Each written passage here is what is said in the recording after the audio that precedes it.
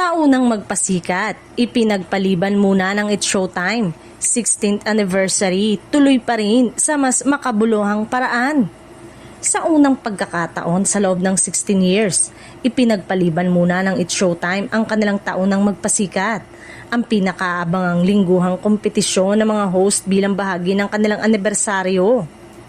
Kinumpirma ng Kapamilya Noontime Show na hindi muna matutuloy ngayong taon ang tradisyonal na magpasikat performances. Ngunit tiniyak nilang hindi ito nangangahulugang hindi magdiriwang ang programa ng kanilang milestone. Ayon sa mga host, tuloy rin ang 16th anniversary celebration ng It's Showtime sa mas makabuluhan at mas nakakaaliw na paraan. Sa halip na magpatalbugan sa stage performances, isang week-long special edition ng segment na Laro-Laro Pick ang kanilang inihanda, kung saan mas malalaking papremyo at mas maraming sorpresa ang naghihintay sa mga manonood at kalahok.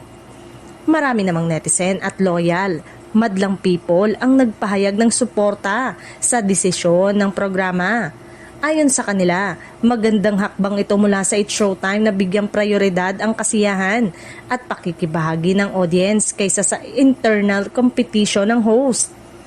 Mas meaningful daw ngayon kasi hindi lang mga host ang magpapasikat, kundi pati mga manonood. Komento ng isang fan sa social media.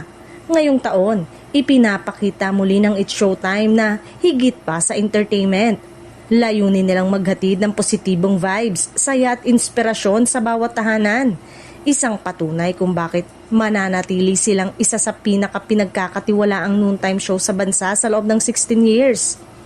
Ngayong taon, pinapatunayan ng It's Showtime na ang tunay na diwa ng kanilang anibersaryo ay hindi nasusukat sa laki ng production, kundi sa kaligayahan at koneksyon nilang patuloy na binibigay sa madlang people sa loob ng mahigit sa isang dekada.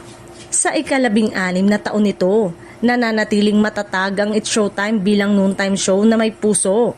Isang programang patuloy na nagbibigay saya, inspirasyon at pag-asa sa bawat Pilipinong nanonood.